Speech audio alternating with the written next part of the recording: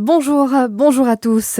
Le PSG entre un peu plus dans l'histoire. Les Parisiens ont remporté hier soir la Ligue des Champions pour la deuxième saison consécutive.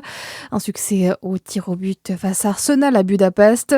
En marge des célébrations en France, comme dans plusieurs villes de Saône-et-Loire par exemple, des débordements ont été constatés. Plus de 410 personnes ont été interpellées dans le pays au total après ce succès du PSG, dont 283 dans la capitale. Au moins 7 fonctionnaires de police ont également été blessés. Des débordements inacceptables pour le ministre de l'Intérieur, Laurent Nunez. Dans le reste de votre actualité, une cellule d'écoute psychologique mise en place à Dijon après qu'un élève de 4e du collège Marcel Pardet a été agressé sexuellement par d'autres élèves ce jeudi. Information de nos confrères du bien public confirmée par le rectorat de Dijon et les syndicats enseignants.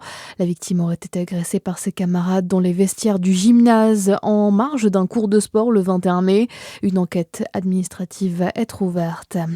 Frayeur dans le Jura, un véhicule s'est encastré dans un portail au Haut-de-Bienne hier. 3 blessés, dont un gravement, ont été constatés. Les circonstances exactes de cet accident restent à déterminer.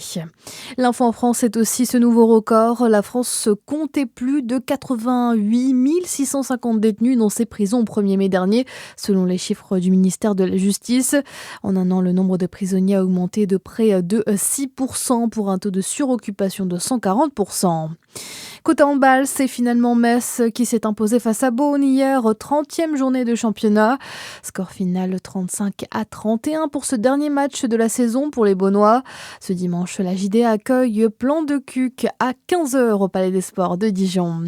Côté rugby, le Stade Dijonnais se déplace dans Lyon à l'occasion d'un match face au Rugby Club Belin-Sénart à 15h également ce jour. Bonne journée sur Fréquence Plus.